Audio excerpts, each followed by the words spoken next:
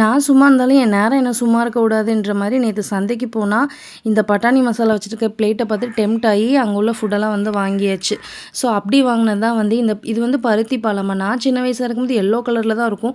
இப்போ வந்து ஒரு ப்ரவுன் கலரா வந்திருந்தது. அதுக்கப்புறமா வந்துட்டு இந்த பட்டாணி மசாலா பத்தி சொல்லியே ஆகணும். அவ்வளோ டேஸ்ட்டா இருந்தது. சரி இது புரோட்டீன் தானே அப்படின்னு சொல்லிட்டு, எனக்கு நானே சமாதானம் சொல்லிட்டேன். அதுக்கப்புறம் இந்த வெதருக்கு வந்து சூடா அப்படியே வாழை இலையில வச்சு எடுத்த காளான் அந்த அண்ணா எப்போ போடுறத விட கொஞ்சம் எக்ஸ்ட்ராவே போட்டாரு. இந்த காளானும், இந்த பட்டாணி மசாலாவும் செம்ம சூப்பரா இருந்தது. பருத்தி பால் மட்டும் நல்லா இல்ல.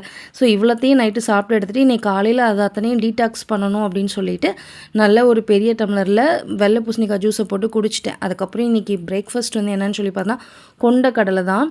ஸோ மத்தியானம் ஹெல்த்தியா இருக்கணும் அப்படின்னு சொல்லிட்டு வந்து கீரை பொரியல் பண்ணிட்டேன். இது வந்து அரைக்கீரை பொரியல். நெறைய சின்ன வெங்காயம், தேங்காய்லாம் போட்டு எடுத்து, அதுக்கப்புறம் இந்த ஊறுகாய் செஞ்சதும் செஞ்சேன். பயங்கர அடிக்ஷனா இருக்குது. இந்த நார்த்தங்காய் ஊறுகாய் இது ஏன் இத்தன டேஸ்ட்டா இருக்குன்னு தெரியவே இல்ல. எல்லாரும் வந்து சாப்பாட்டுக்கு சைட் டிஷ்க்கு கொஞ்சோண்டு வைப்பாங்க. நான் வந்து இன்னைக்கு இந்த ஊறுகாய்க்கு வேண்டிய சாம்பார் சாதம் செஞ்சேன்.